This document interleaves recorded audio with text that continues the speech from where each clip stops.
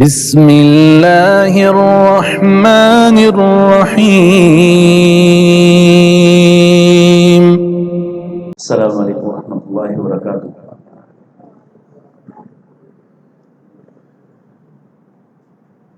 الحمد للہ رب العالمین والصلاة والسلام علی سید الانبیاء والمرسلین، اما بعد۔ اعوذ باللہ السمیع العلیم من الشیطان الرجیم، من حمزہ ونفخہ ونفثہ، بسم اللہ الرحمن الرحیم۔ لقد كان لكم في رسول الله أسوة حسنة۔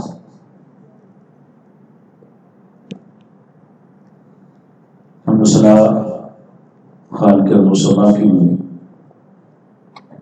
درود و سلام امام الانبیاء سید الاتقیاء جناب محمد مصطفیٰ صلی اللہ علیہ وآلہ وسلم کے۔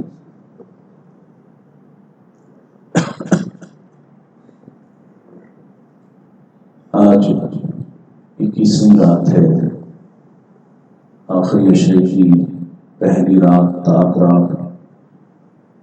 ان راتوں میں سے پہلی جن کے بارے میں پیارے رسول صلی اللہ علیہ وسلم کا فرمان ذیشان کہ ان میں سے کوئی ایک رات لیلۃ القدر ہو سکتی ہے۔ اللہ تعالیٰ ہمیں لیلۃ القدر عطا فرمائے، اس کا اجر عطا فرمائے، اس میں ملنے والی بخشش عطا فرمائے۔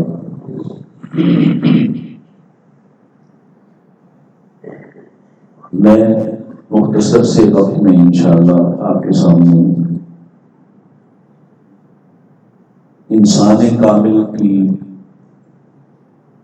کچھ باتیں عرض کرنا چاہتا ہوں۔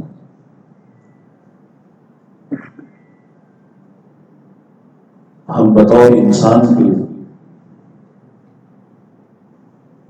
تمام افراد ہی خطا کار ہیں۔ آدم کی اولاد،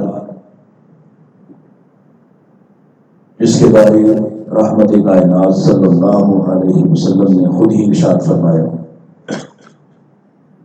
آدم کی تمام اولاد خطا کار ہے اور بہترین خطا کار توبہ کرنے والے، رجوع کرنے والے ہیں۔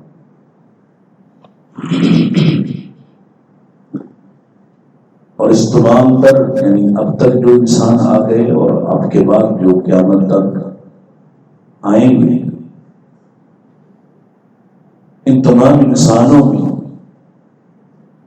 اگر اللہ تعالیٰ نے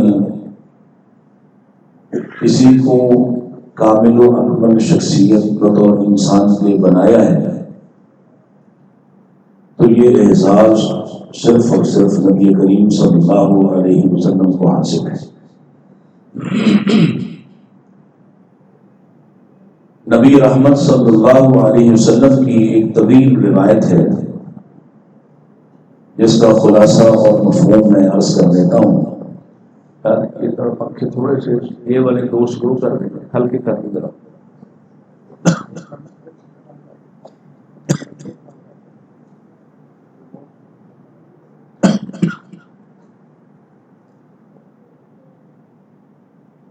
یہ معروف روایت آپ نے سن رکھی ہے کہ قیامت کے روز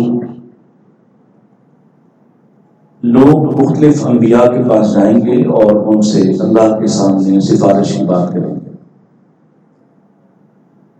اور وہ جس نبی کے پاس بھی جائیں گے ہر نبی عذر پیش کرے گا، اپنی اس بات، اس کمزوری کو سامنے رکھے گا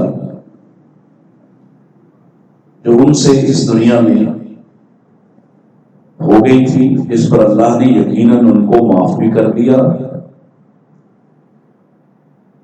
چاہے وہ آدم ہوں، چاہے وہ ابراہیم ہوں، نوح ہوں، موسیٰ علیہ السلام ہوں،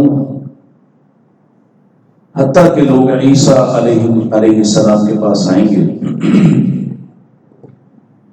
اور وہ بھی یہ کہتے ہوئے پائے جائیں گے کہ ابھی تو مجھے خود اللہ کے سامنے پیش ہونا ہے، جس کا قرآن ذکر تذکرہ بھی کرتا ہے۔ جب پوچھا جائے گا کیا تم نے کہا تھا کہ مجھے اور میری ماں کو معبود بناؤ، اور پھر عیسیٰ علیہ السلام انبیاء کی جماعت کی رہنمائی کرتے ہوئے کہیں گے کہ محمد رسول اللہ صلی اللہ علیہ وسلم کے پاس چلو، وہی شخصیت ہیں جن کے بارے اللہ نے یہ فرما دیا ہے لیغفر لک اللہ ما تقدم من ذنبک وما تأخر، کہ جن کے اگلے پچھلے سب کے سب معاف کر دیے گئے ہیں، یعنی اللہ نے انہیں گناہوں سے خطاؤں سے محفوظ کر دیا۔ ہوئی ہی نہیں، اس کے باوجود یہ اعزاز عطا فرمایا کہ ہم نے سب کچھ ہی آپ کو چھوڑا ہوا ہے۔ پھر یہ تمام انبیاء جناب رسول اللہ صلی اللہ علیہ وسلم کے پاس آئیں گے اور آپ سے آ کے حضرت عیسیٰ علیہ السلام ان کے نمائندے بن کر بات کریں گے اور آپ سے یہ چاہیں گے کہ آپ اللہ سے سفارش کریں، اور اللہ کے رسول علیہ السلام فرماتے ہیں پھر میں اللہ کے سامنے جاؤں گا۔ اسی میں یا انہی میں سے ایک روایت کے الفاظ میں یہ بات بھی موجود ہے کہ آپ پھر یہ جو ابتدائی شفاعت ہے اس کے علاوہ ایک ہی روایت کے اندر آتا ہے کہ 4 مرتبہ اللہ کے رسول صلی اللہ علیہ وسلم اللہ کے سامنے پیش ہوں گے، سجدہ کریں گے، اور اللہ پھر بار بار یہی بات ہوگی ارفع راسک یا محمد، اے ہمارے محمد سر اٹھائیے، سل تؤتا، سوال کیجئے آپ کو دیا جائے گا، اشفع تشفع، آپ سفارش کیجئے آپ کی سفارش کو قبول کیا جائے گا، قل تسمع، آپ کہیے آپ کو سنا جائے گا، اور آپ سفارش کریں گے، اور اللہ کے نبی فرماتے ہیں ہر دفعہ فَيَحُدُّ لِي حَدًّا، میرے لیے ہر دفعہ ایک حد قائم کر دے گا کہ یہاں تک اپنی امتیوں کو لے جائے۔ گویا یہ شفاعت والی بات تو میں درمیان میں نبی پاک علیہ السلام کی اس قابل و اکمل مکمل حیثیت کے لیے استدلال کے طور پر عرض کر رہا ہوں کہ اللہ کے نبی ہی وہ واحد انسان ہیں جن کو انسان کامل کہا جا سکتا ہے، ایسے انسان جن سے اللہ نے خطاؤں کو دور رکھا، ایسے انسان اس لیے آپ اللہ کی بہت بڑی نعمت ہے۔ قرآن مجید ہی کہتا ہے الیوم اکملت لکم دینکم واتممت علیکم نعمتی ورضیت لکم الاسلام دینا۔ اللہ نے جس شخصیت پر اپنے دین کو مکمل کیا، جس شخصیت پر اپنی نعمت نبوت کو مکمل کیا، اور پھر جس شخصیت پر اتارا جانے والا دین اللہ نے بطور دین پسند کیا، وہ محمد رسول اللہ صلی اللہ علیہ وسلم ہے۔ مزید اگر میں یہ کہوں، اللہ ہی کی آپ عظیم ایسی نعمت ہیں جن کے بارے خود اللہ کہتا ہے وَاذْكُرُوا نِعْمَتَ اللَّهِ عَلَيْكُمْ إِذْ كُنْتُمْ أَعْدَاءً فَأَلَّفَ بَيْنَ قُلُوبِكُمْ فَأَصْبَحْتُمْ بِنِعْمَتِهِ إِخْوَانًا، آپ ہی وہ اللہ کی نعمت ہیں جس کی وجہ سے اللہ ایمان والوں کو یاد کروا رہا ہے اور صحابہ کو یاد کروایا اور آج ہمیں یاد کروا رہا ہے کہ اس نعمت کو یاد کرو کہ تم آپس میں دشمن تھے، ہم نے یہ نعمت تم پر بھیجی، یعنی محمد رسول اللہ صلی اللہ علیہ وسلم، جس کے آنے سے پہلے تم آپس میں شدید دشمنیاں رکھتے تھے، ہم نے اس کے آنے سے، اس کو بھیجنے سے ہم نے یہ کیا فَأَلَّفَ بَيْنَ قُلُوبِكُمْ، ہم نے تمہارے دلوں کو جوڑا، فَأَصْبَحْتُمْ بِنِعْمَتِهِ إِخْوَانًا، اور اس نعمت کی وجہ سے ہی تم آپس میں بھائی بھائی بن گئے۔ پھر آپ ہی وہ احسان ہے جس واحد احسان پر اللہ تعالی تمام ایمان والوں کو یہ بات جھٹلا رہے ہیں لَقَدْ مَنَّ اللَّهُ عَلَى الْمُؤْمِنِينَ إِذْ بَعَثَ فِيهِمْ رَسُولًا۔ اس ساری بات کا مقصد یہ ہے آپ ہیں صرف جس پر اللہ کی طرف سے خاص فضل و عنایت ہوا، آپ کو انسان کامل بنایا گیا، آپ ہیں جن کی ذات میں اللہ نے بہترین نمونہ اور رہنمائی رکھی، آپ ہیں جن کے قول اقوال پہ فرمایا وَمَا يَنطِقُ عَنِ الْهَوَىٰ إِنْ هُوَ إِلَّا وَحْيٌ يُوحَىٰ، صرف آپ ہیں، اور آپ ہیں جن کی پوری زندگی کے بارے میں رب تعالیٰ یہ قسم اٹھا کر فرما رہے ہیں لَعَمْرُكَ، تمہاری پوری زندگی کی قسم ہے۔ یہ آپ کی حیثیت ہے۔ اور اگر میں اس طرف جاؤں کہ قرآن یہ کہتا ہے ابتدائی سورہ میں ہی وَإِذَا أَخَذَ اللَّهُ مِيثَاقَ النَّبِيِّينَ لَمَا آتَيْتُكُم مِّن كِتَابٍ وَحِكْمَةٍ ثُمَّ جَاءَكُمْ رَسُولٌ انبیاء سے بھی اللہ نے ایک وعدہ لیا ہے کہ تم میری دی ہوئی شریعت کے مطابق اور اس نبوت کا کام کر رہے ہوں گے، پھر تمہارے پاس ایک رسول آ جائے گا۔ اللہ نے دیکھیے الفاظ، توجہ فرمائیے ذرا، الفاظ پر غور فرمائیے۔ آپ مبشر صاحب آپ یہیں پہ جمعہ پڑھاتے ہیں، چلے گئے کہیں پہ؟ اس لیے میں پھر یہ تھوڑا فریکوینٹلی اس پر آ رہا ہوں، کیونکہ ایک پڑھے لکھے آدمی سے آپ جمعہ سنتے ہیں تو امید ہے کہ مجھ سے پہلے آپ ان باتوں کو سمجھ رہے ہوں گے۔ وَإِذْ أَخَذَ اللَّهُ مِيثَاقَ النَّبِيِّينَ، اب آپ طالب علم نہیں ہیں، اب آپ ڈاکٹر ہیں ماشاءاللہ، اور اللہ نے جو نعمت دی ہو اس کا خود بھی اظہار کر دینا چاہیے۔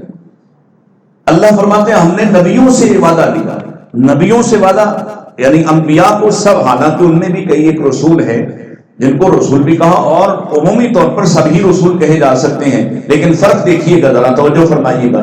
وَإِذْ أَخَذَ اللَّهُ مِيثَاقَ النَّبِيِّينَ، اللہ نے میثاق معاہدہ کیا ہے نبیوں سے۔ معاہدہ کیا ہے؟ یہ نہیں کہا کہ ثُمَّ جَاءَكُمْ نَبِيٌّ ثُمَّ جَاءَكُمْ رَسُولٌ، پھر ایک رسول آئے گا۔ اگر سارے نبیوں کے مقابل کسی ایک کو رسول کہا ہے تو اس کی حیثیت کو پہچاننا ہوگا۔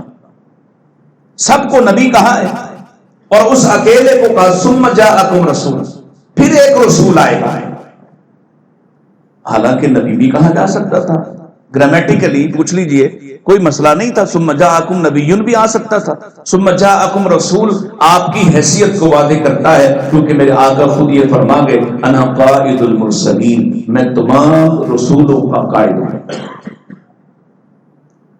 جس کو اللہ نے قائد بنایا، رسولوں کا مقتدا بنایا، مطاع بنایا، جس کی حیثیت یہ ہے کہ وہ آ جائے تو تمام نبیوں سے کہا تم سب اس کی اطاعت کرو گے، تم سب اس پر ایمان لاؤ گے، تم سب اس کی مدد کرنے پر لگ جاؤ گے۔ بتائیے وہ شخصیت کتنی بڑی ہوگی، وہ کتنی بڑی حیثیت کے حامل ہوں گے۔ اب ان ساری باتوں کو سامنے رکھیے، میری اس تمہید کو، اور پھر آئیے لَقَدْ كَانَ لَكُمْ فِي رَسُولِ اللَّهِ أُسْوَةٌ حَسَنَةٌ، اس عظیم مرتبے کے حامل، اس عظیم شخصیت کو اللہ نے میرے اور آپ کے لیے کامل نمونہ بنایا ہے، رہنمائی کا مرکب بنایا ہے۔ تو کیا میں یہ سمجھتا ہوں کہ آپ کی ذات سے کچھ رہنمائی ملتی ہے اور کچھ نہیں ملتی، کہ مجھے اس میں اپنی مرضی کرنا پڑتی ہے، اپنے کسی نظام کے مطابق جینا پڑتا ہے، اپنے کسی خیال کے مطابق زندگی بسر کرنا پڑتی ہے؟ کہیں میں آزاد بھی ہوں کہ وہ اس بات میں یا اس پہلو میں اللہ کے نبی کی رہنمائی موجود نہیں ہے؟ اللہ تو کہہ رہا ہے لَقَدْ كَانَ لَكُمْ فِي رَسُولِ اللَّهِ أُسْوَةٌ حَسَنَةٌ، اللہ تو قسمیاں کہہ رہے، قسمیاں، کہ ہم نے تمہارے لیے جس رسول کو بھیجا اسی کے اندر، اسی کی ذات میں تمہارے لیے بہترین نمونہ ہے۔ تو میں سمجھتا ہوں کہ صرف آپ نماز کے لیے نمونہ تھے، آپ باقی جو زندگی کے مختلف شعبہ ہائے جات ہیں ان کے لیے آپ نمونہ نہ ہوں گے۔ مجھے کبھی غامدی جو اچھا لگتا ہے، مجھے کبھی مرزا جہلمی اچھا لگتا ہے، مجھے کبھی کوئی اور بھی اچھا لگتا ہے، اور میں رسول اللہ صلی اللہ علیہ وسلم کی ذات، کبھی میں حدیث کرتاس کو پکڑ لیتا ہوں، کبھی حدیث عمار کو پکڑ لیتا ہوں، اور اس میں اپنی مرضی کی چیزوں کو اخذ کر کے امت کو لڑانے پر لگا ہوا ہوں۔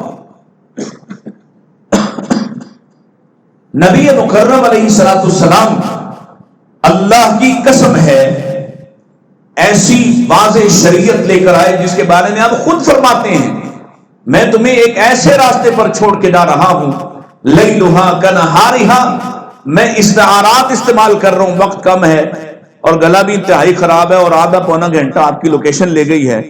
اللہ کے نبی فرما رہے ہیں میں تمہیں ایک ایسے راستے پر چھوڑ کے جا رہا ہوں جس کی راتیں بھی دن کی طرح روشن ہے، کوئی الجھن نہیں ہے، نہ آپ نے خلافت کو ایسے ایڈریس کیے بغیر چھوڑا ہے۔ حضرت علی نے کہا تھا کوفہ کی مسجد میں کھڑے ہو کے، ہم نے اپنی دنیا کا امام بھی اسے بنایا ہے جس کو اللہ کے نبی ہمارے دین کا امام بنا کر گئے۔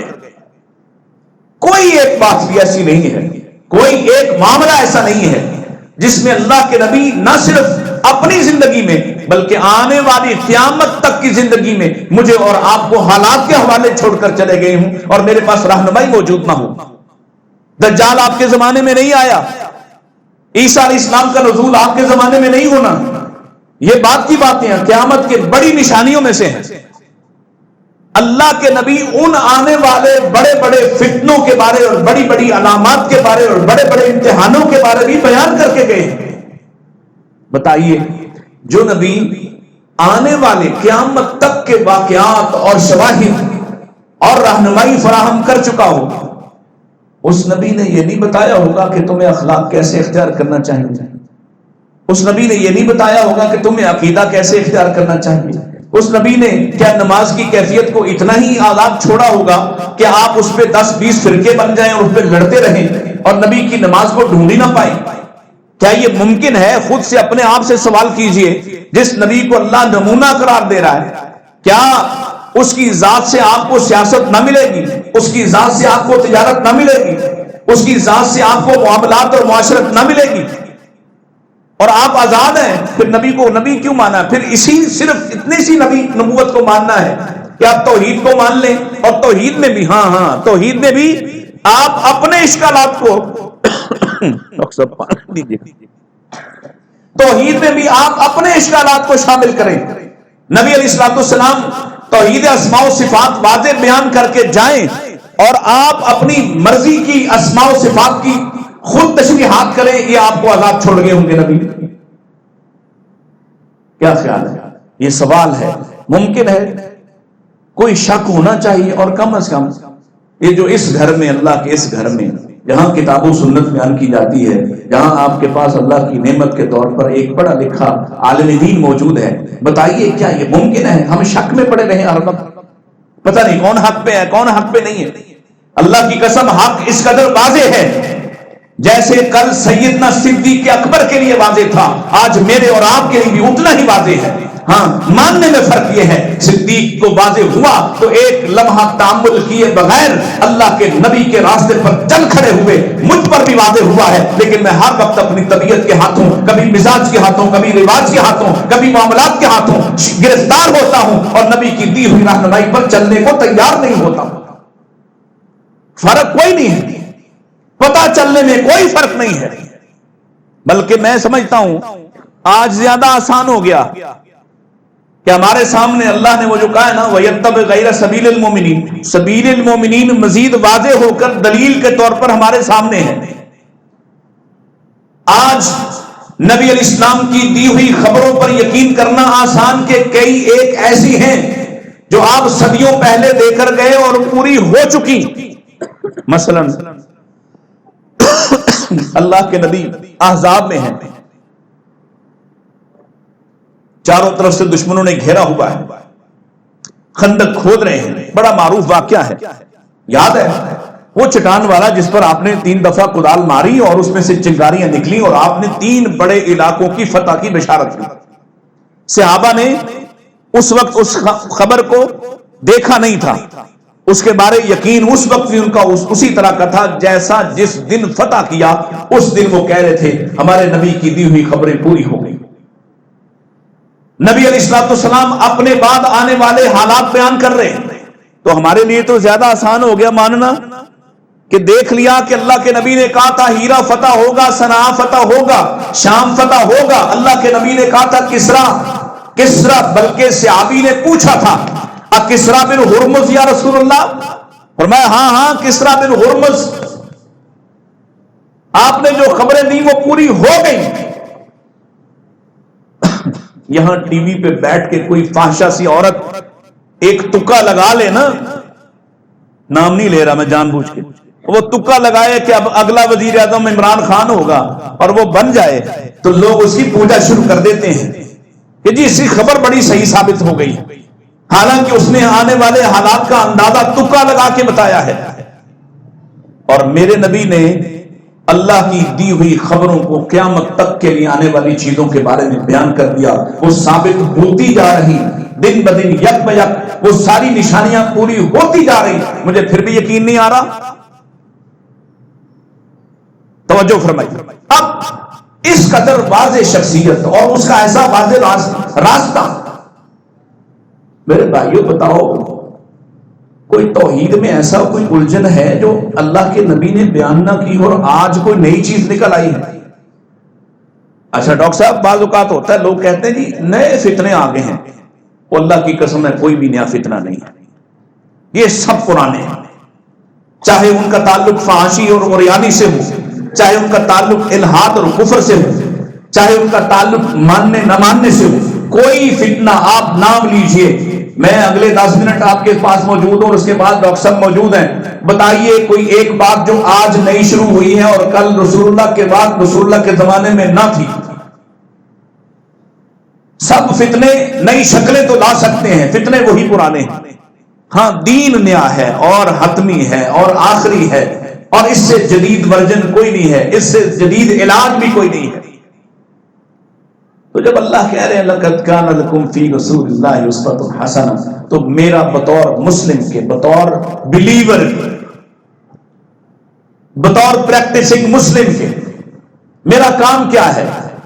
میں پھر بھی عقل کے گھوڑے دوڑاؤں، جبکہ میں نے دیکھ لیا کہ اگر عقل کے گھوڑے صحابی دوڑائیں تو نقصان ہو جاتا ہے۔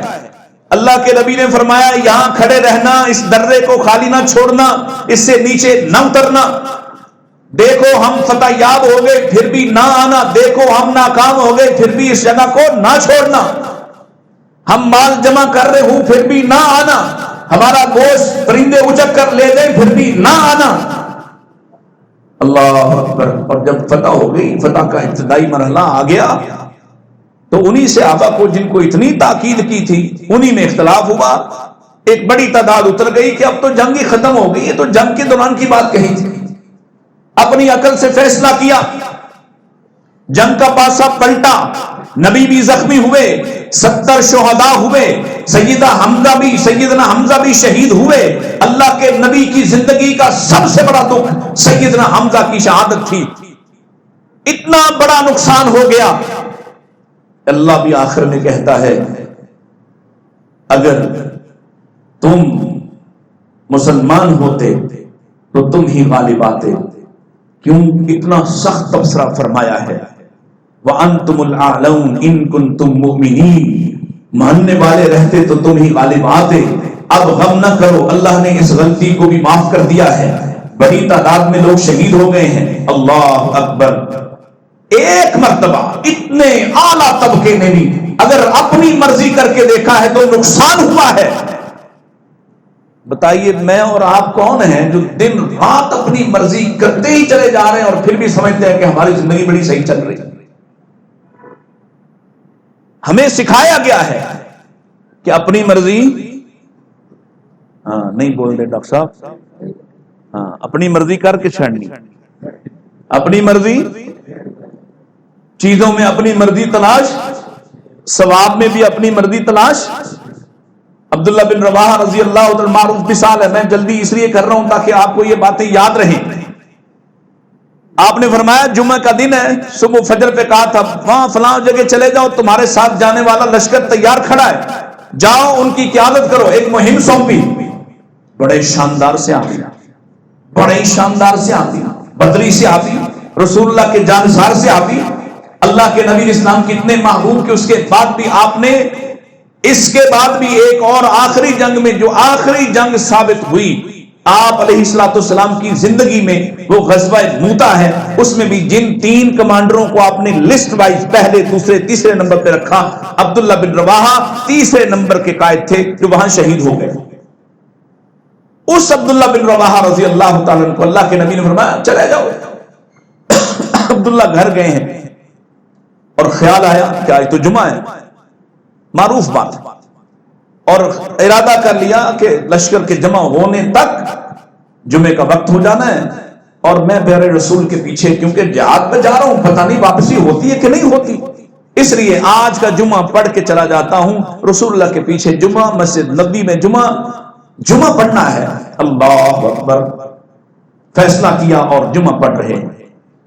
نبی علیہ السلام نے دیکھ لیا ہے، اور جب پوچھا بعد از جمعہ کہ بھائی تمہیں تو کہا تھا ان کے ساتھ چلے جاؤ اور تم ابھی تک یہاں ہو، تو اپنی اچھی نیت کا اظہار کیا کہ میں نے سوچا کیا ہو سکتا ہے زندگی میں دوبارہ ملاقات نہ ہو، تو آپ کی مسجد میں آپ کے پیچھے آپ کا خطاب، آپ کا آواز، اللہ اللہ کے نبی نے کیا فیصلہ کن بات ارشاد فرمائی، فرمایا تم نے اپنی مرضی کر لی ہے نا عبداللہ، جو میری مان کر وہاں جمع ہو گئے، انہوں نے میرے پیچھے جمعہ نہیں پڑھا، انہوں نے مسجد نبوی جہاں ایک نماز 1000 نماز کے برابر، انہوں نے میری مرضی مان کر، میری بات مان کر وہ وہاں جمع ہوئے، جمعہ نہیں پڑھا، تمہارے ساتھ اس ثواب میں شریک نہیں ہوئے، لیکن سنو تم سب کچھ بھی جو کچھ کائنات میں ہے سب کا سب بھی خرچ کر لو، تب بھی تم ان کے برابر نہیں ہو سکتے جنہوں نے اطاعت کر لی۔ میرے عزیز، کہاں مرضی کا راستہ ہے بتائیے، کہاں آپ کی چلتی ہے؟ آپ تو قیدی ہیں، اچھے قیدی بن کر دکھائیے، اچھے ماننے والے بن کر دکھائیے تاکہ آپ کی سفارش کی جا سکے۔ اچھے قیدی بنیے، صرف رمضان میں نہیں باقی دنوں میں، باقی مہینوں میں بھی نماز پڑھیے، صرف رمضان میں نہیں باقی مہینوں میں بھی تلاوت کیجیے، باقی مہینوں میں بھی اسی طرح نیکی کا اپنے اوپر ایسا رنگ چڑھائیے کہ جو اترنے والا ہی نہ ہو۔ نبی رحمت صلی اللہ علیہ وسلم ہر شعبے کے حوالے سے میں کہا کرتا ہوں، اور جس نبی نے تمہیں رات کا اترا ہوا جوتا اور رات کا اترا ہوا کپڑا دوبارہ پہننے کے آداب سکھائے ہوں، بتائیے اس نے کون سا ادب چھوڑا ہوگا جو آپ کو معلوم نہیں، جو آپ نے کسی اور سے سیکھنا ہے، جہاں کسی اور کی تفکر اور تدبر کی ضرورت ہے، کسی اور کی رائے اور اس کے مشورے کی ضرورت ہے۔ جس نبی نے سونے کے آداب بیان کر دیے ہوں، جس نبی نے بیویوں کے پاس جانے کے آداب بیان کر دیے ہوں، جس نبی نے بیویوں کے پاس جانے کے بعد غسل کے آداب بیان کروا دیے ہوں، بتائیے کوئی ایک بات سب سے آخری درجے پہ میں چلا گیا، کیا اس نبی نے توحید نہ سمجھائی ہوگی کہ تمہیں اس میں اپنی مرضی داخل کرنا پڑتی؟ اس نبی کی نماز میں اتنے ہی طریقے ہوں گے کہ تم الجھ جاتے، تم سے آج تک ہاتھ مانگنا ہی سیدھا نہیں ہو رہا، تم سے آج تک رفع الیدین ہی سیدھا نہیں ہو رہا۔ اللہ اکبر، یہ صرف جاننے کی بات ہے جب تم اپنے آپ کو یوں پیش کرو گے، نبی علیہ الصلوۃ والسلام کے دین کو ماننا شروع کرو گے، پھر کوئی جھگڑا نہیں پاؤ گے۔ اسی رب نے کہا ہے نا فَإِن تَنَازَعْتُمْ فِي شَيْءٍ فَرُدُّوهُ إِلَى اللَّهِ وَالرَّسُولِ۔ مجھے ایک بات بتائیے ٹیکنیکلی، اگر تنازع ہو جائے تو کہاں واپس اللہ رسول کی طرف آ جانا، اگر اللہ رسول کی طرف واپس جا کے بھی جھگڑا حل نہ ہونا ہوتا اور وہاں اس کا علاج اور جواب نہ ہوتا تو اللہ یہ کیوں کہے کہ تمہارا جھگڑا ہو تو واپس اللہ اس کے رسول کی طرف آ جانا؟ بھئی اگر وہاں جا کے بھی حل ہی نہیں ہونا اور وہاں سے مسائل پیدا ہو رہے ہیں تو اللہ کو کہنا چاہیے تھا کہ اگر تمہارا آپس میں جھگڑا ہو، تمہارا توحید میں جھگڑا ہو تو تم کہاں جاؤ؟ کس کے پاس جا کے تمہارے توحید کے جھگڑے ختم ہوں گے؟ اسماء و صفات، اللہ کی صفات کے بارے میں پوچھئے ڈاکٹر صاحب سے، کتنے جھگڑے ہیں جو آج تک حل ہی نہیں ہو رہے کیونکہ لوگ واپس رسول اللہ کی طرف جا نہیں رہے، ورنہ اللہ کے رسول نے جواب دیا ہوگا۔ کون سی ایسی بات ہے جس کی وضاحت پیارے محمد نے نہ کی ہو؟ نماز کی ایک ایک کیفیت پر آئیے اپنے آپ، آج تو بڑے لوگ سیانے ہو گئے، خود سرچ کر لیتے ہیں، ریسرچ کر لیتے ہیں، ڈھونڈ لیتے ہیں، آج احادیث کے احکام بھی آپ کو آسانی سے مل جاتے ہیں۔ آئیے دیکھیے، یہ دعوت فکر ہے۔ رسول اللہ صلی اللہ علیہ وسلم کی نماز میں کوئی نقص نہیں، کوئی کمی نہیں، کوئی کجی نہیں، کوئی جھگڑا نہیں۔ اگر اس میں کسی عمل میں توسع ہے، کسی عمل میں وسعت ہے تو وسعت قبول کیجئے، اور اگر کہیں وسعت نہیں تو وسعت بنانے کی اجازت نہیں ہو سکتی۔ آپ انسان کامل ہیں، آپ رہنمائے کامل ہیں، عقیدے کے اعتبار سے بھی، عمل کے اعتبار سے بھی، معاشرت کے اعتبار سے بھی۔ لوگوں کو ابھی تک 3 طلاق والا مسئلہ ہی نہیں حل ہو رہا۔ قرآن کہہ رہا ہے 2 طلاقیں ہیں، ادھر شروع ہی 3 سے کرتا ہے اور پھر بعد میں لے جاتا ہے کسی اور طرف۔ جس جھگڑے پر بھی آپ کا اطمینان نہیں ہو رہا، آپس میں معاملہ حل نہیں ہو رہا، اللہ کہتا ہے فَإِن تَنَازَعْتُمْ فِي شَيْءٍ فَرُدُّوهُ إِلَى اللَّهِ وَالرَّسُولِ۔ وہ جھگڑا تجارت کا ہے، وہ جھگڑا سیاست کا ہے۔ اصولی طور پر کوئی ایسا اصول نہیں ہے جو اللہ اس کے رسول نے تم تک نہ پہنچایا۔ لیکن صرف فرق کیا ہے، ہم نے جس طرف ہمیں رہنمائی لینے کو کہا گیا ہم نے اس کو اتنا بڑا مانا ہی نہیں ہے. ہم اس کے راستے میں کبھی امام کھڑا کر دیتے ہیں، کبھی کوئی مفکر کھڑا کر دیتے ہیں، کبھی کوئی اسکالر کھڑا کر دیتے ہیں، کبھی اپنی ذات کو کھڑا کر دیتے ہیں، کبھی اپنے رواج کو لے آتے ہیں، کبھی اپنے مزاج کو لے آتے ہیں. اگر آپ سیدنا عمر رضی اللہ تعالیٰ کی بڑی معروف بات ہے، ایک فیصلہ کیا، ادھر دیکھیے گا، ایک فیصلہ کیا تعظیم طور پر کہ ہاتھ کی انگلیاں جو ہیں ان کی طاقت حیثیت میں فرق ہے، لہذا اس انگلی کو اگر کوئی نقصان پہنچائے گا یہ سب سے چھوٹی والی کو تو یہ 6 اونٹ اس کا بدلہ ہوگا اور اس کا بدلہ 9 ہوگا اور ان کا بدلہ 10 ہے اور پھر اس کا بدلہ جو ہے وہ 15 ہے. اور یوں انہوں نے ایک ہاتھ کی دیت 50 اونٹ مقرر کی اور اس میں ترتیب یہ لگائی 15 10 10 9 اور 6 50 ہو گئے. اللہ اکبر. فیصلہ کیا ہے اور لکھ کر اس کو روانہ کر دیا اس فیصلے کو تمام قاضیوں کی طرف، اور مصر کا قاضی بھی اپنی عدالت میں اس فیصلے کو پڑھ رہا ہے کہ آج کے بعد یہ قانون بن کر آیا ہے. یہ سیدنا عمر ہیں جن کے بارے اللہ کے نبی خود فرماتے ہیں کہ اللہ نے ان کی زبان پہ حق کو جاری کر دیا ہے. اگر میرے بعد کوئی نبی ہوتا تو عمر ہوتے، ان کے اندر وہ خصال موجود ہیں. اگر میری امت میں کوئی محدث ہے تو یہ عمر ہیں، اتنی بڑی حیثیتوں کے حامل عمر، امیر المومنین عمر. اللہ اکبر. یہ فیصلہ ہے اور جب اس کو سنایا جا رہا ہے تو وہاں ایک صحابی ہے جس کو میں کہتا ہوں کہ اگر یہ اس حدیث میں نہ آتے تو شاید معروف ہی نہ ہوتے. عوف بن مالک رضی اللہ تعالیٰ فیصلہ سنا اور قاضی صاحب سے کہا فیصلہ مجھے دے دو اور جب تک میں مدینے سے ہو کر نہیں آتا اس کے مطابق فیصلہ نہ کرنا. اور آ گئے مدینہ. اب مصر کہاں ہے؟ آج بھی فلائٹ کے ذریعے بھی 2.5-3 گھنٹے لگتے ہوں گے. وہاں سے دن رات کیے اور یہاں پہنچے اور سیدنا عمر رضی اللہ عنہ کے سامنے جا کھڑے ہوئے اور پوچھا کہ یہ فیصلہ آپ نے کیا ہے؟ ہاں میں نے کیا. کس بنا پہ آپ نے یہ فیصلہ کیا ہے؟ حضرت عمر نے وضاحت کر دی کہ میں نے تو اس لیے سمجھا انگوٹھا سب سے طاقتور، ان 2 انگلیوں میں اور زیادہ قوت اور آخری والی کی کم رکھے کیونکہ اس میں اس کے ہونے نہ ہونے سے اتنا فرق نہیں پڑتا، آپ کی قوت طاقت کے مطابق میں نے فیصلہ کیا. وضاحت کر دی. اور وضاحت کے جواب میں سنیے، جب بھی کسی وضاحت کے جواب میں حدیث آ جائے تو وضاحت بڑی ہوگی یا حدیث بڑی ہوگی؟ بڑی دنیا کو سمجھ نہیں آ رہی. امام کے پیچھے کھڑے ہیں، کہتے ہیں قرآن نے کہا ہے جب قرآن پڑھا جائے تو خاموشی سے سنو، غور سے سنو تاکہ تم پہ رحم کیا جائے. یہ تمہارا فہم ہے. جس نبی پر یہ آیت اتری اسی نے کہا میرے پیچھے سوائے فاتحہ کے کچھ نہیں پڑھنا. جب اس نے اس کو استثناء کر دیا، فاتحہ کو نکال دیا اس حکم سے، تم کون ہوتے ہو جو اب بھی اسی بات پہ کرتے ہو؟ تمہارا مقام کیا ہے کہ تم نبی کی دی ہوئی استثناء کو واپس لے لو؟ تم اس طرح کیوں نہیں سوچتے ہو؟ اللہ اکبر. آگے کہا کس بنا پہ کیا؟ کہا یہ اس سوچ پہ کیا. تو انہوں نے کہا سنیے، میں نے رسول اللہ سے سنا ہے. کس سے سنا ہے؟ رسول اللہ سے. کیا سنا ہے؟ الا ان فی الاصابع فی الدیۃ سواء، ہاتھ کی انگلیاں دیت میں بدلے میں برابر ہیں. سب سے چھوٹی بھی برابر ہے، سب سے انگوٹھا طاقتور بھی برابر ہے، سب کو برابر حق دینا پڑے گا.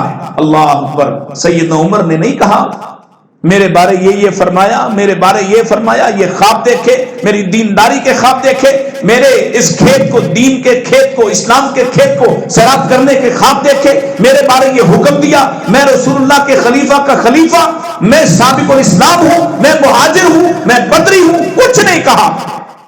ایک لمحہ لگا ہے ماننے میں، نبی کی بات آ گئی ہے، دماغ صاف ہو گیا ہے. بلایا کاتب کو، کہا لکھو، میرا فیصلہ لکھو جو میں نے لکھوایا. پھر اس کے بعد نبی کی حدیث عوف بن مالک کے نام سے لکھو اور 30 نمبر پر ایک جملہ لکھو، یہ نہیں کہا میری توہین ہو جائے گی، میں نے فیصلہ کر دیا پورے ملک میں اتنے سارے صوبوں میں میرا نام لے کر میرا رجوع کیا جائے گا کہ میں نے واپس لیا فیصلہ. نہ وہ لوگ کیسے تھے، یہی تو بات سمجھنے کی ہے. کہا لکھو ردو قول عمر ونفذوا قول رسول اللہ، اللہ کے نبی کا قول نافذ کر دو، عمر کا قول واپس کر دو. رہنمائی کا عمل ہے آپ کی، آپ نے کچھ بھی ایسا نہیں چھوڑا، چاہے معاملات میں ہوں، عقیدت، عبادت، کچھ بھی ایسی نہیں. آپ کو پتہ ہی نہ ہو کہ جناب بہن بھائی کے ساتھ سلوک کیسے کرنا ہے، بیویوں کے ساتھ کیسے رہنا ہے، اولادوں کے ساتھ کیسے رہنا ہے، تجارت کن بنیادوں اصولوں پہ کرنی ہے، کون سی تجارت حلال ہے، کون سی تجارت نہ پاک نہ غیر حلال ہے، کون سا حرام کام ہے، کون سا. اللہ کے نبی فرماتے ہیں حلال بھی بین ہے، حرام بھی بین ہے، اور کچھ درمیان کے کام ہیں، کچھ درمیان کے کام ہیں، مشتبہات ہیں، اور ان کے بارے خود ہی فرما دیا دع ما یریبک الی ما لا یریبک. جو شک میں ڈالنے والی چیز ہے اس کو بھی چھوڑ دینا، گویا اصل میں دو ہی چیزیں ہیں، حلال اور حرام. مشکوک کو بھی حرام کے دائرے میں رکھیں گے جب تک کہ اس کے لیے واضح شواہد حلال ہونے کے نہ آ جائیں. بتائیے پھر کون سی ایسی بات ہے جس کے بارے میں آپ کسی امام کی طرف رجوع کریں، کسی مولوی کا پلو پکڑیں، کسی امام کسی مرشد کے جا کے پاؤں پکڑیں؟ اللہ کے نبی کی طرف آ جائیے جن کو اللہ انسان کامل قرار دیتا ہے، رہنمائی کامل قرار دیتا ہے، جن کی طرف خود رہنمائی کرتا ہے. لقد کان لکم فی رسول اللہ اسوۃ حسنہ. اللہ کی قسم ہے کوئی ایک بات بھی ایسی نہیں، چاہے وہ عبادت سے متعلق ہو، معاملات سے متعلق ہو، معاشرے سے متعلق ہو، جس میں آپ کو اور مجھے الجھن ہو کہ ہمیں رہنمائی کہاں سے ملے. راتوں کی عبادت بڑا جھگڑا بنا ہوا ہے کہ جی پوری رات کیسے قیام کریں اور پھر پوری رات کیسے جاگیں. تو اللہ کے رسول نے حل کر دیا اس کو، پھر کیا جھگڑا ہے. نبی رحمت علیہ السلام نے 23ویں 25ویں اور 27ویں کو قیام خود کروایا. 23ویں کو 1/3 رات، 25ویں کو آدھی رات اور 27ویں کو پوری رات. اب جب مرضی قیام کر لو. نماز عشاء کے ساتھ تم نے کر لیا، بہت اچھی بات ہے. یہاں سے لے کے فجر سے پہلے وہاں تک جب مرضی کرو، ساری رات ہی اللہ کے نبی کی سنت مل گئی. گویا کوئی ایک جھگڑا کسی ایک بات پہ جس میں اختلاف ہوتا ہے آپ اسے اٹھائیے اور رسول اللہ کی طرف سفر کیجئے. اللہ کی قسم ہے آپ کو رسول اللہ کی رہنمائی مل جائے. لیکن جب نبی کی رہنمائی مل جائے نا، اور اسے ملتی ہے جو یہاں سے خالی کر کے دماغ تعصب سے، نفرت سے اور مسلک سے خالی کر کے نبی پاک کے پاس جائے گا اور نبی کے مسلک کو قبول کرے گا، وہ اس کو پالے گا. جو ادھر اپنے پہلے حنفیت بٹھائے، شافعیت بٹھائے، مالکیت بٹھائے، حنبلیت بٹھائے، جعفریت بٹھائے، پھر نبی کے پاس جائے گا، اسے نہیں سمجھ آئے گی بات. یہ پہلے اس میں سے گزارے گا، اس آئینے کو قبول کرے گا. تو کلمہ کس کا پڑا ہے؟ بولیے. حق کس کا ہے کہ جس کی اطاعت کی جائے؟ غیر مشروط اطاعت. غیر مشروط اطاعت. مشروط اطاعتوں میں سب سے بڑی اطاعت والدین کی ہے. میں پھر جملہ کہہ دیتا ہوں، مشروط اطاعتوں میں، سن رہے مجھے، مشروط اطاعتوں میں سب سے بڑی اطاعت کس کی ہے؟ جن کا رب خود کہتا ہے کہ میرے بعد اگر کسی کا حق ہے تو وہ کس کا؟ وبالوالدین احسانا. اور نبی کہتے ہیں، نبی علیہ السلام سے پوچھا گیا جنت جانے کا راستہ بتا دیجئے، اور آپ نے فرمایا، پہلی بار فرمایا لا تشرک باللہ شیئا وَإِن قُتِلْتَ أَوْ حُرِّقْتَ، اور دوسری بات ارشاد فرمائی جنت جانے کا راستہ وَأَطِعْ وَالِدَيْكَ، والدین کی اطاعت کرنا. اگر وہ تجھے نکال دیں تیرے مال سے، حتیٰ کہ تیری ساری چیزوں سے بے دخل کر دیں، پھر بھی ان کی اطاعت کرنا. اور قرآن کہتا ہے ان کی اطاعت کرنا اس حد تک اگر وہ شرک کی دعوت دیں فَلَا تُطِعْهُمَا، اس وقت ان کی اطاعت نہیں ہوگی. یہ مشروط اطاعت ہے، یعنی اللہ اور اس کے رسول کے مخالف کھڑے ہو جائیں پھر ان کی اطاعت نہیں ہے. وَصَاحِبْهُمَا فِي الدُّنْيَا مَعْرُوفًا، حتیٰ کہ شرک بھی کرواتے ہوں تب بھی دنیا میں ان کے ساتھ اچھا سلوک کیا جائے گا. یہ کیسا لیول اللہ نے عطا کر دیا والدین کو. لیکن یہ مشروط اطاعتیں ہیں. اللہ نے نہیں کہا امام کی بھی اتنی ہی مشروط اطاعت ہوگی. ہاں، ہر آدمی کی ایک اطاعت ہے، ایک اطاعت کا لیول اور آخری حد ہے لا طاعت لمخلوق فی معصیت الخالق. اس دائرے سے باہر صرف ایک ذات ہے جس کی اطاعت کو کہا من یطع الرسول فقد اطاع اللہ. اس کی اطاعت صرف اس کی اطاعت نہیں ہے، اللہ کی اطاعت ہے. اس کی اتباع صرف اس کی اتباع نہیں ہے، اللہ کی محبت کو حاصل کرنے کا ذریعہ ہے. تو یہ صرف ایک ذات ہے. یہ اس ساری بات کا مختصر اور آخری خلاصہ مفہوم یہ ہے کہ بھائی میرے اور آپ کے لیے اللہ نے اپنے پیارے حبیب کو اپنی مرضی کا کامل اکمل مکمل نمونہ بنایا ہے. میرا صرف یہ کام ہے میں رسول اللہ کے راستے کو دیکھتا جاؤں اور دائیں بائیں سوچ دیکھ ادھر جانے ادھر جانے کی ضرورت ہی نہیں، سیدھا آپ کے قدموں پہ قدم رکھتا جاؤں جس کے بارے رب قرآن میں اپنے نبی کے ذریعے سے اعلان کرواتا ہے ان ھذا صراطی مستقیما، یہ ہے میرا راستہ جو سیدھا ہے، مضبوط ہے، اس میں کوئی الجھن نہیں، اس میں کوئی داؤ پیچ نہیں، کوئی چونکے چنانچہ اس میں نہیں آتا ہے. اس سیدھے راستے پر چلتے جاؤ، تم انشاءاللہ محمد رسول اللہ کے قدموں پہ چلتے چلتے آپ کے سامنے کھڑے ہوگے اور انشاءاللہ سنت کے پکے ہوئے وعدے کے پکے ہوئے تو رسول اللہ کی سفارش اور شفاعت میں مل جائیں گی. اور آپ نے اسی حدیث کے بارے میں جس کی میں ذکر کر رہا تھا اس کے آخر میں فرمایا اللہ نے مجھے یہ اختیار دیا کہ میں آدھی امت کی بخشش لے لوں یا پھر شفاعت کا حق لے لوں. تو فرمایا فاخترت الشفاعہ، میں نے اللہ سے شفاعت کو لے لیا کیونکہ میں سمجھتا ہوں یہ اس سے زیادہ بہتر اور اس سے زیادہ لوگوں کو جنت لے جانے کا سبب اور باعث ہے. گویا آپ کی سفارش سے آدھی امت نہیں انشاءاللہ پوری امت ہی جنت میں داخل ہونے والی. تو آپ کی سفارش کا حق صرف اس بنیاد پہ ملنا ہے. اگر ملاوٹ کی، اطاعتوں میں ملاوٹ کی، تو ملاوٹ کرنے والے کو ہی بدعتی کہا جاتا ہے.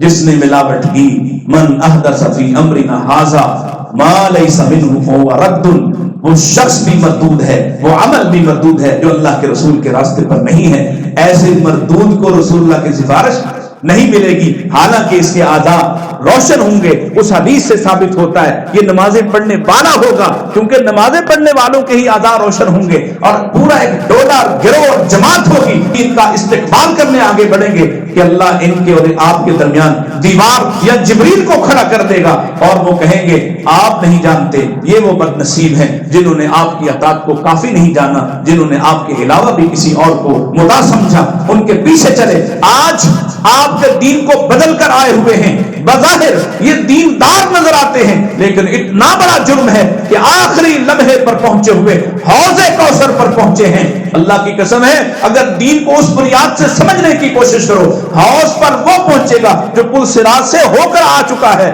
حوض پر پہنچ کر بھی آخری مرحلے پر اگر ناکام ہوئے تو سبب کیا ہے؟ محمد رسول اللہ کی اطاعت کو کافی نہ جانا تھا، اپنی مرضیاں کرتے رہے، لوگوں کے پیچھے چلتے رہے اور نبی کو چھوٹا بنا کر پیش کرتے رہے. ناکام ہو جائیں گے. کامیاب ہونے کا ایک راستہ، صرف ایک راستہ، صرف ایک راستہ، لقد کان لکم فی رسول اللہ اسوۃ حسنہ وآخر دعوانا ان الحمد للہ رب العالمین.